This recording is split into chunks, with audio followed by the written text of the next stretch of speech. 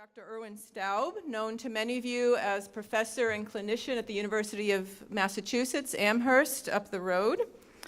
His publications range from analyses of testimonials by Holocaust survivors to his most recent work, Overcoming Evil, Genocide, Violent Conflict, and Terrorism. It's really a pleasure to be here. I don't know whether you realize that those of us who speak here and there at other places, it's very satisfying to speak near to home. And so it's very nice to be here. I am going to talk about some principles of reconciliation first, and then about some of our work in Rwanda. I do believe that there are general principles of reconciliation which have to be carefully applied to specific cases and specific instances, and in a way test their applicability and how they need to be applied. This is a general reference for what I am speaking about.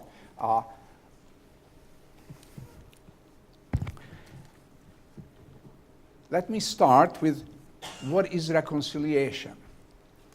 There is a definition of that, but to me, the core of reconciliation is a more positive attitude towards the other. So in a sense, the core of reconciliation is psychological. Why do I say that? People can behave in a way that it seems that everything is normal between them. Once in Rwanda, I had a long conversation with various people, and they were saying everything was all right between us, Hutus and Tutsis. Now, that was not true, but in particular villages and towns, they may have felt that way. And then these people said, but then they came and told us to kill, and the killing started. The day before, there was a funeral, and everybody from the village was there at the funeral. When the killing started, the body of the person who was buried the day before was unearthed and cut into pieces.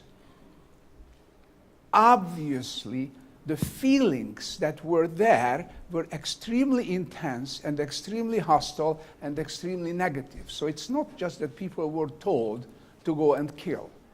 It was based on the underlying attitude towards the other. In my analysis of the origins of genocide in many places, devaluation of the other is a core starting point. And this devaluation intensifies as people begin to harm each other. When there is material conflict between two groups, that may be a starting point for violence. But when the violence lasts, when it persists, the hostility towards the other, the devaluation of the other intensifies. When people harm others, they have to justify their actions. And they do it by devaluing the other, by excluding the other from the moral realm, and very often by coming to see as killing the other as the morally right thing to do. So addressing devaluation is crucial.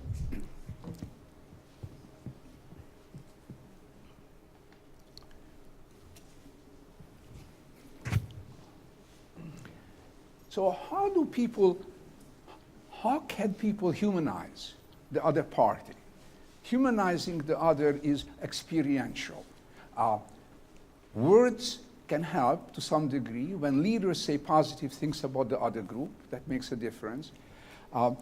Real engagement, positive experience of interactions with people in another group is crucial to humanizing the other.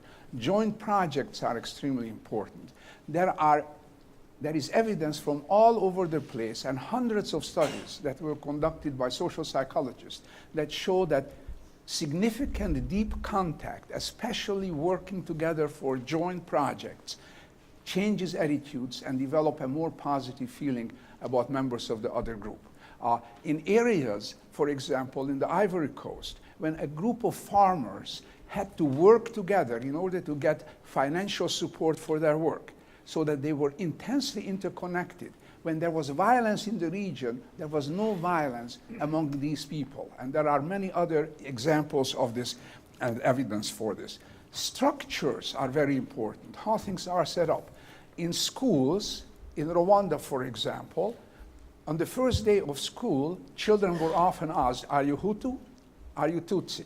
As we know, in the South, at some point, African-American children were told to sit in the back.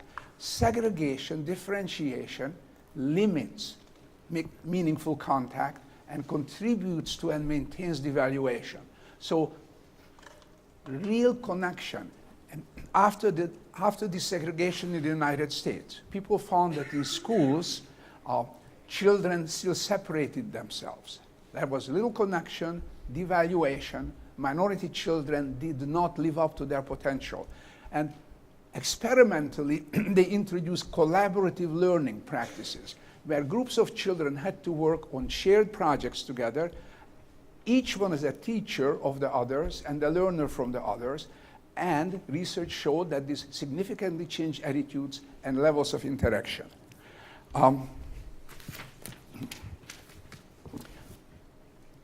One of the core influences leading to violence is what I call destructive ideologies. In difficult times, which are often starting points for violence, it's either difficult social conditions or some kind of conflict between groups that is usually the starting point for the evolution of significant violence between groups. In such times, groups tend to come up with some kind of a hopeful vision for themselves, for the future.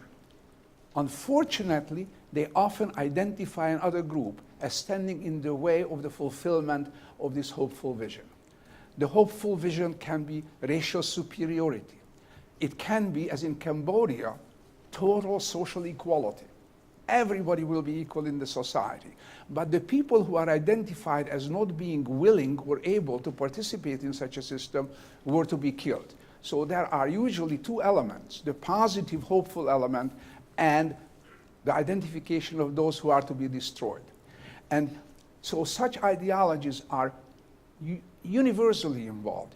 In the case of material conflict, what often happens is that it turns psychological and people see their own group as right, as moral, the other group as responsible and immoral. And there also, there are ideologies that emerge. Israel and Palestine.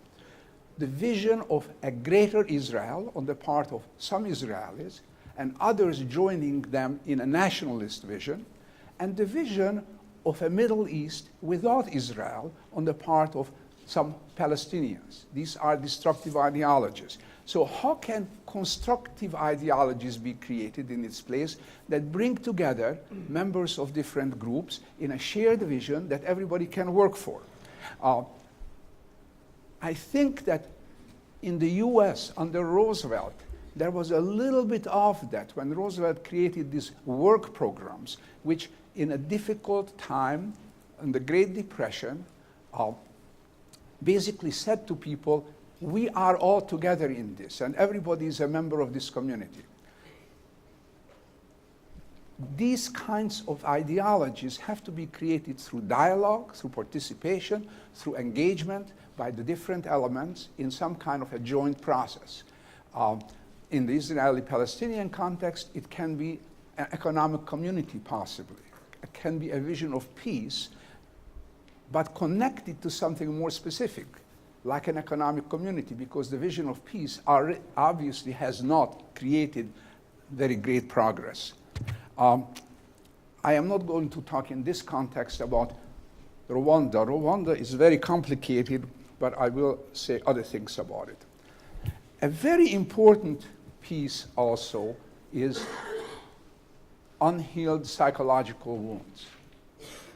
Victimization deeply, not surprisingly, affects groups of people. They tend to come to see the world as dangerous. When there is new threat, new conflict, rather than having the wherewithal to resolve this conflict peacefully, they often engage in what they think of as defensive violence necessary to protect themselves, but actually, in the process, they become perpetrators. Very often, groups focus on past trauma that becomes part of their identity, part of the culture. Vamick Volkan referred to this as a chosen trauma. That people don't actually choose this, but they settle on this as an important element of who they are and how they see themselves.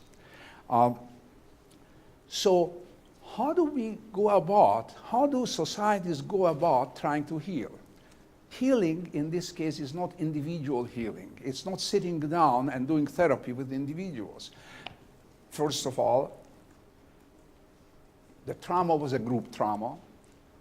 Often the society is collectivist rather than individualist. So group processes are important. There are also no resources. In Rwanda, I would argue that not only the survivors of the genocide, but everybody in the society has been traumatized. People either were survivors, perpetrators, or members of a group that participated in and engaged in this horrible process of genocide. Not only that, but a lot of Hutus were killed, some of them in the course of the ending of the genocide, and some of them in the Congo afterwards. So everybody is wounded. What do you do? How do you engage? Part of it can be commemorative practices that bring people together. The problem with commemoration is that often people focus only on the wounds that they have suffered. For example, in Rwanda, every April, there has been taking bodies out of mass graves and reburying them in beautiful coffins. It focuses the attention on the terrible wounds, and it focuses the Hutus' attention on the terrible things that they have done. So it does not, in order for commemoration to be really helpful, it has to provide also an image of a positive, hopeful future for people in the group. In our radio programs in Rwanda, educational radio, which I will talk about briefly, we are trying to promote the idea that people can help each other here by simply empathically listening to each other. Now, this is an individual process, but this is not a therapist sitting down with you. It's members of the community engaging with each other and supporting each other.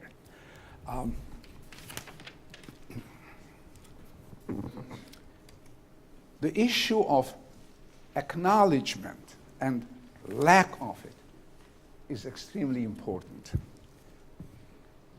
People, groups of people who have done great harm to others, loathe to acknowledge their responsibility. They may acknowledge what they have done because the evidence is clear, but the reason for that is usually the other, the threat that the other has represented, the nature of the other, and so on. And so this becomes a really serious problem, because if you don't acknowledge what you have done and you don't engage with it in some way, then you continue to maintain your devaluation. You continue to maintain in your mind the reasons why you originally have harmed the other, elements of the destructive ideology. And this is, true in many places. It is true among Israelis and Palestinians, that if they were able to acknowledge the harm that they have done to the other, that could be a starting point for some kind of an evolution. See, reconciliation is not a thing. It is a process with setbacks. It moves forward and it stops, and it requires a long time and many elements. We already heard this morning how complex transitional justice is. Reconciliation as an overall process is even more complex, I would argue. In Rwanda, one of the issues is that there has been a very intense justice process, the Gacaca, a community justice process where elected judges from the community went through a long series of steps in every community where members of the community were supposed to come and sit together once a week, identify who lived there, identify what happened to them, who committed the crimes, what kind of crimes were committed, and judgments were made. However, there was not a word about violence against Hutus. Now, this was not comparable. It wasn't a double genocide. It was a genocide against the Tutsis. But then there was this very large-scale violence, especially in the Congo, when the Rwandese army went in there, at first for good reasons, and then for not such good reasons, went in there, large-scale violence against Hutus, but not a word about that. So that makes it very difficult, that lack of acknowledgement even that anything happened to the Hutus, that makes it very difficult to engage in some kind of a real shared process. I would like to briefly mention a concept that I have been working with recently. Do I have it up there? You know, a lot of people, individuals and groups, when they have been victimized, as I said, see the world as dangerous and become hostile and potentially violent. But that's obviously not true of everybody. There are people who have greatly suffered, and because they have suffered, they want to prevent suffering to others or want to help other people who have suffered. I call this altruism born of suffering. I started out by identifying instances of it. Then we have done research on this, and it is a very real process. And actually, in one study, we found that people who said that they were victimized within their own family or through political processes were more helpful than people who said, I have not suffered. And we identified a number of processes that can transform suffering and victimization into caring and altruism. And I just simply listed them up there.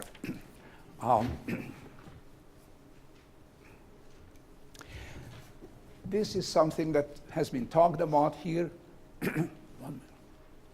5 minutes, okay. The issue of truth. I am not going to talk about it except to say that truth is almost always complex. Each side has its own truth.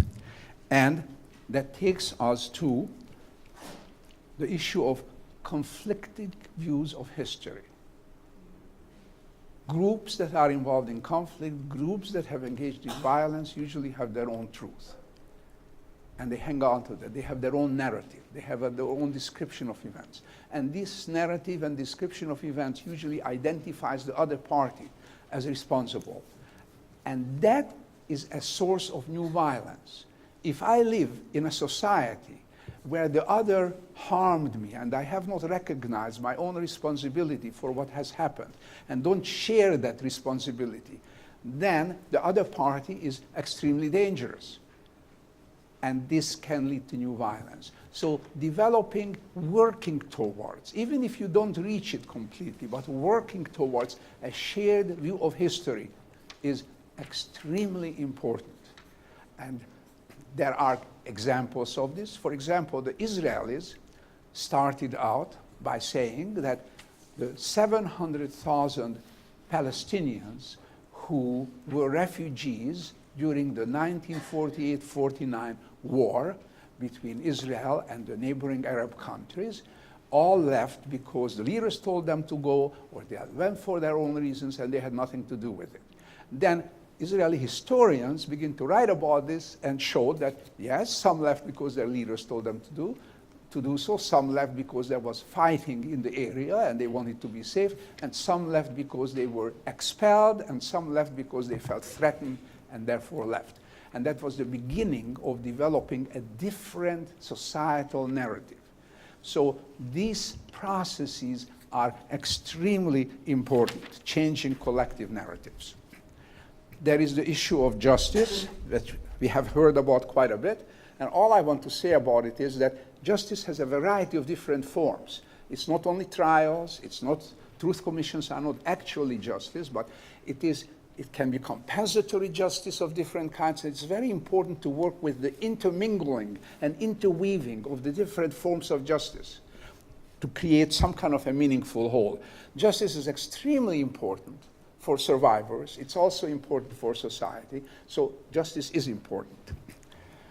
I don't have time to talk much about passive and active bystanders, but they are crucial.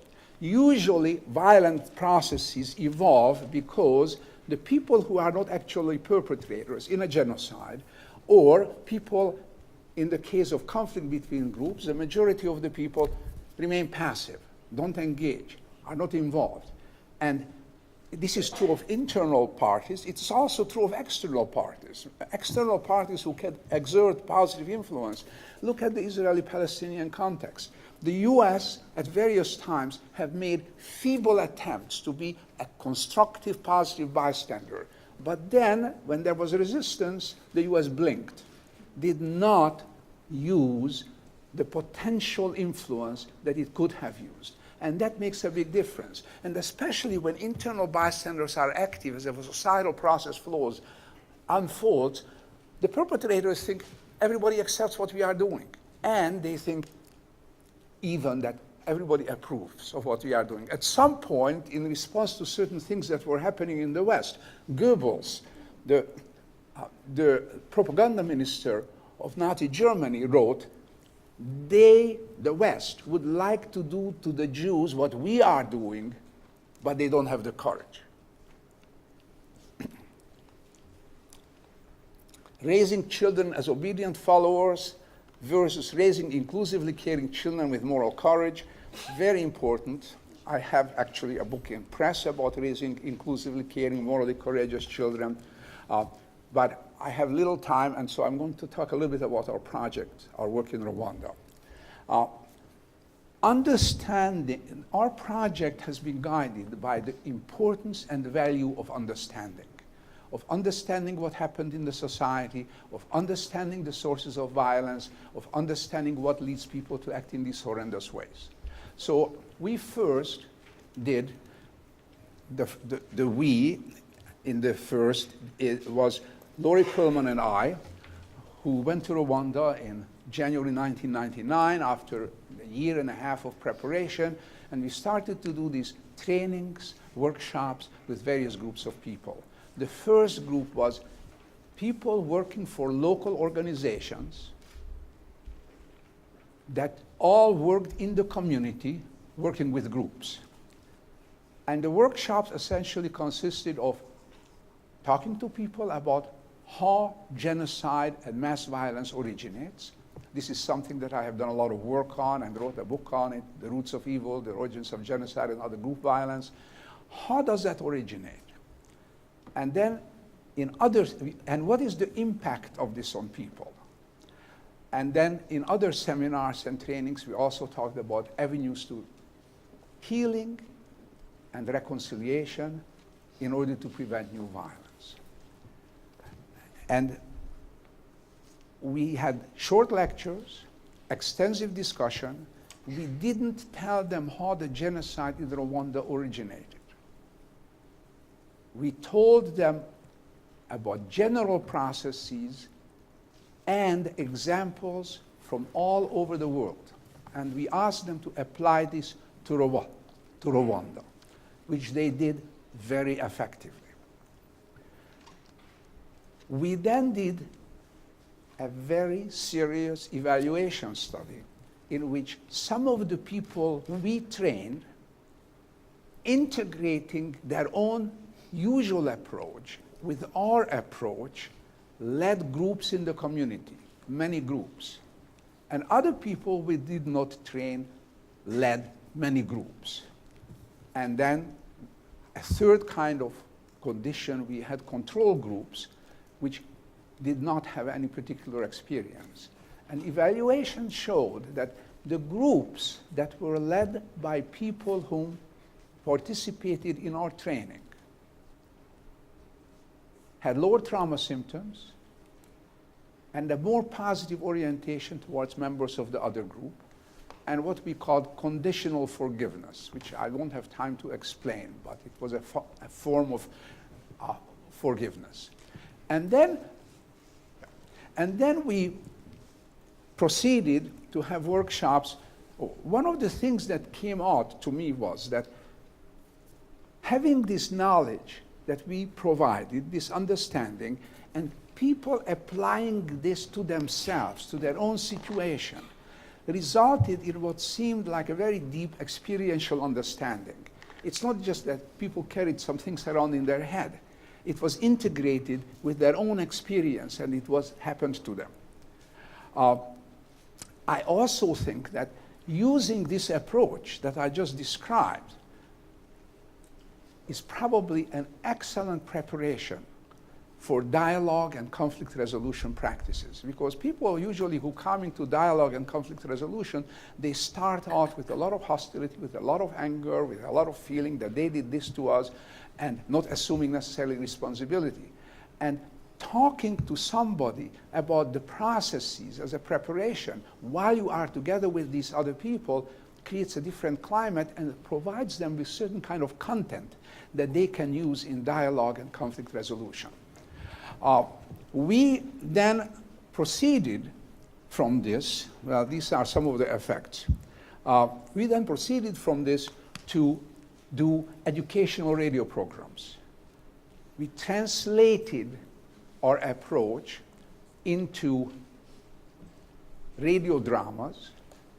One of them is called Musikaweya, New Dawn, which started to broadcast in 2004, and it is still ongoing, and it is going to go on indefinitely. It's a story of two villages. It starts as a story of two villages in conflict, but all kinds of things are happening.